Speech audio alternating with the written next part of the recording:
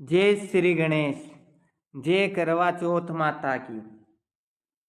बहुत समय पहले की बात है। एक नगर में वेद शर्मा नाम के एक ब्राह्मण रहते थे।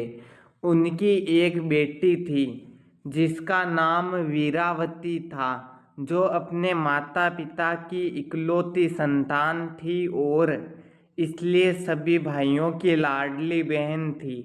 वीरावती बहुत ही सुंदर, गुणवान और सुशील कन्या थी। जब वह विवाह योग्य हुई तो उनका विवाह एक बहुत ही रूपवान और धनवान राजकुमार से हुआ।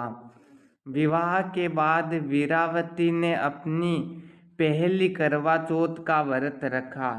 वे व्रत के नियमों का पालन करते हुए पूरे दिन निर्जल और निराहार रही।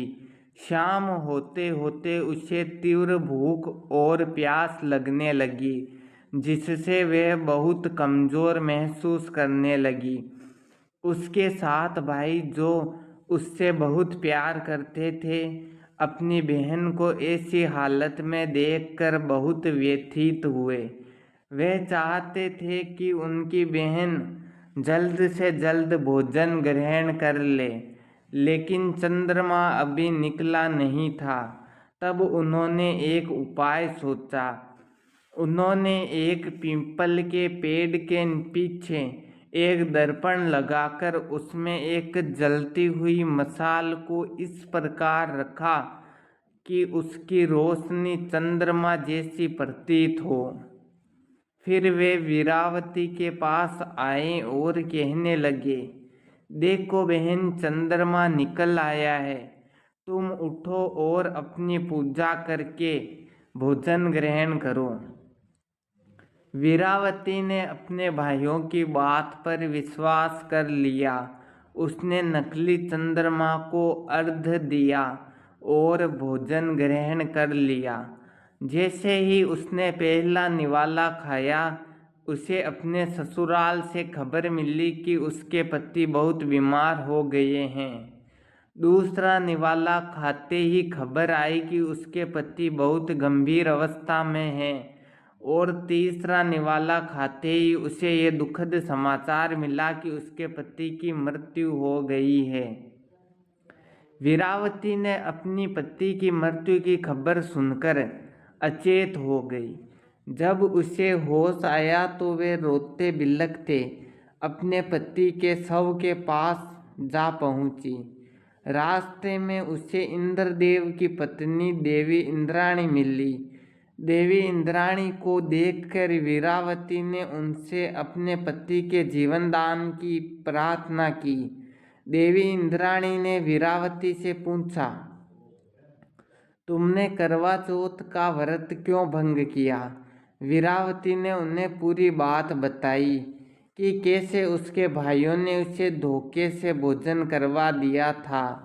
देवी इंद्राणी ने वीरावती को बताया कि उसके चंद्रमा को अर्घ्य दिए बिना ही भोजन ग्रहण कर लिया था, जिससे उसके व्रत का फल नष्ट हो गया था और इसी कारण उसके पति की मृत्यु हो गई थी।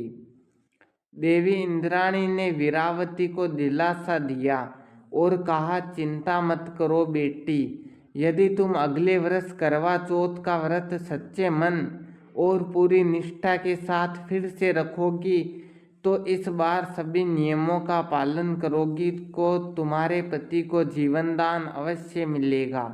वीरावती ने अपनी गलती पर पश्चाताप किया और अगले वर्ष तक अपने पति के शव के पास बैठकर उसकी देखभाल करती रही। उसने अपनी साड़ी के पल्लू से एक दीपक की लौ को बचाए रखा ताकि उसके पति के शरीर को अंधेरे में न रहना पड़े। अगले साल जब करवा चौथ का दिन आया तो वीरावती ने पूरे विधि विधान से और बिना किसी गलती के व्रत रखा। उसने पूरी निष्ठा के साथ चंद्रमा के निकलने तक अन्न जल ग्रहण नहीं किया। जब चंद्रमा निकला तो उसने विधिवत पूजा की और अर्घ्य देकर अपना व्रत खोला। वीरावती ने सच्चे प्रेम और भक्ति से प्रसन्न होकर स्वयं यमराज ने उनके पति को जीवन दान दिया। उसके पति तुरंत जीवित हो उठे, मानो वे गहरी नींद से जागे हो। वीरावती और उसके पति खुशी खुशी अपने घर लौट आए और उनका जीवन सुखमय हो गया। तभी से ये मान्यता है कि करवा चौथ का व्रत पूरी श्रद्धा और नियमों के साथ करने से पति को लंबी आयु और अच्छा स्वास्थ्य मिलता है। यह कहानी हमें यह भी सिखाती है कि किसी भी धार्मिक अनुष्ठान में हमें छल कपट नहीं करना चाहिए और पूरी ईमानदारी से नियमों का पालन करना चाहिए। जय चौथ माता की, जय श्री गणेश।